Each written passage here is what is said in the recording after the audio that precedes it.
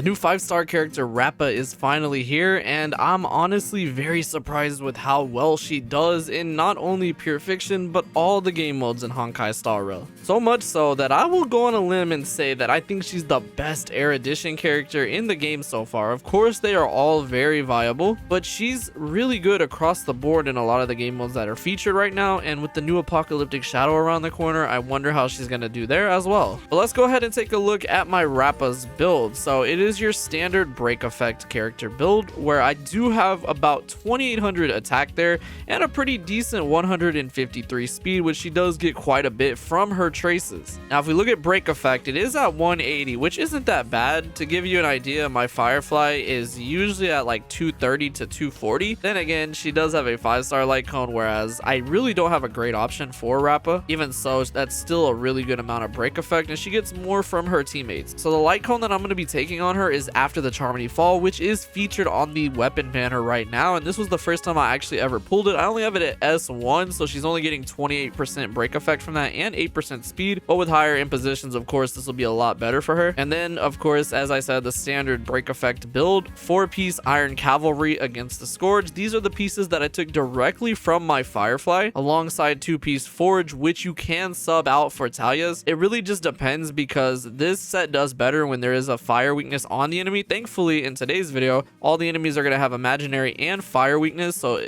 the benefits will be always there. Pretty decent, nothing too crazy. Like I said, I took these straight from my Firefly. Of course, her stats are going to be a little higher. So yeah, let's jump into seeing just how well Rappa will do as the newest break effect and Erudition character. For the first showcase, it's going to be in Memory of Chaos, floor 12. I'm going to be taking the exact same team that I normally do on the first half, except for Firefly is going to be switched out for Rappa. Now, there is an abundance of imaginary characters on this as well, so she's going to do just fine, even though she's able to ignore the toughness. I was able to clear this with Firefly in 2 cycles, so let's see how close Rappa can get to that. Okay, so on this first side, I think she's actually going to do just as well as Firefly, since she's able to hit all of them, since she has an AoE attack, not only just a blast like what Firefly does. Now, it'd be even better if she started off with her ultimate at the beginning of this. Like, that would be even crazier. I could definitely see her signature light cone or an energy regeneration rope helping with that, but the break effect is so crucial. But I do have Harmony Trailblazer, so he can help a little bit as well. And then, of course, I like to use Gallagher,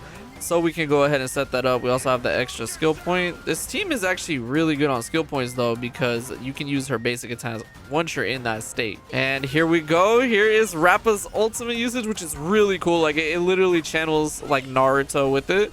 And just like that, all of the little enemies are dead, and she even gets one more attack. That's pretty crazy that she's able to do that. So I'm actually, it looks like, yeah, I ended up killing off, and then those stacks are gonna go towards this, right? Yeah, we actually got here within 1 cycle, so that's actually just a slight little bit faster than Firefly. What I think I'm gonna do is reset with Trailblazer though. And because we still have 3 stacks, even though we can't start this fight off right here like with Firefly, we can go ahead and use this. Not gonna do enough, of course, because they're not broken yet. This is definitely a situation where Firefly does better, because these are 3 enemies, so a blast attack is going to be a lot stronger than an AoE one, and it's already almost broken. That's crazy. And now we can even just go to work. So it's crazy that it's only been 0 cycles still, and we're almost done with the first health bar of this enemy. Like, that's actually really quick.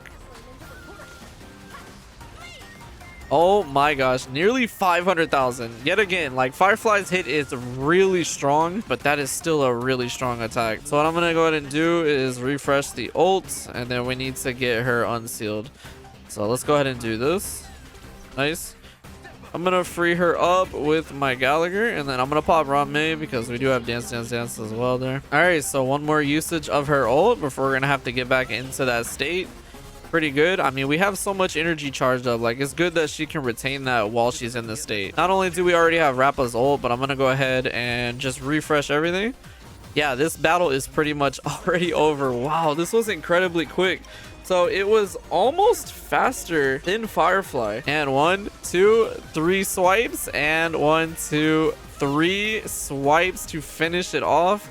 That is MLC 12 first half with 2 cycles. I'm really surprised that an Erudition character was able to match a destruction character like that. Moving on to Apocalyptic Shadow, I think that this is going to be really good to have Rappa here, because not only again are there fire and imaginary type weaknesses, but being able to take advantage of the weakness break and even the buff that we get, alongside the fact that Phantalia, again, just like MLC 12, has so many enemies that we can take advantage of the AoE aspect that even Firefly couldn't keep up on this stage. Alright, so I'm gonna go ahead and, I mean, we just use RE regardless. We don't have enough energy. Again, if I had a better light cone on her, or if I was in Simulated Universe or Divergent Universe, I could see that being a lot stronger of a start. But alright, let's just start the rotation. It's no different than when I have Firefly though. The only thing is if I end up getting my ult sooner from being hit, I think this should get me to Gallagher. Okay, nice. So we can break through the left side, and then what I'll do is I'll go ahead and use it over here.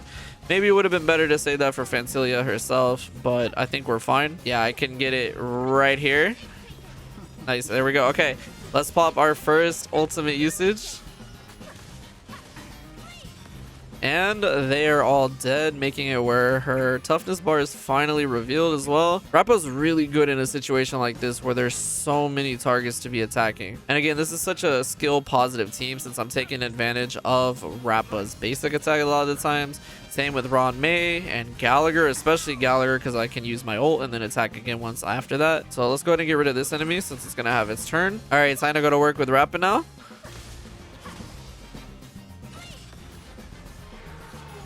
And there we go. Phantalia is broken. All right, nice. Just in time for us to get our ultimate.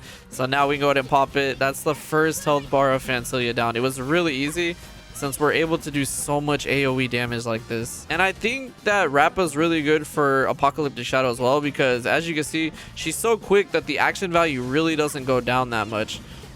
Okay, it went down there because she lived with 1 HP, unfortunately. That was actually a little unfortunate, but that's still pretty solid, and we're already on to the last health bar on Phantalia. We're pretty fortunate, too, that a lot of the enemies that we have right now in Star Rail have both imaginary and fire, so you can take advantage of that planet ornament set. But as we go into the future, I don't know if it's going to be as strong to use that one.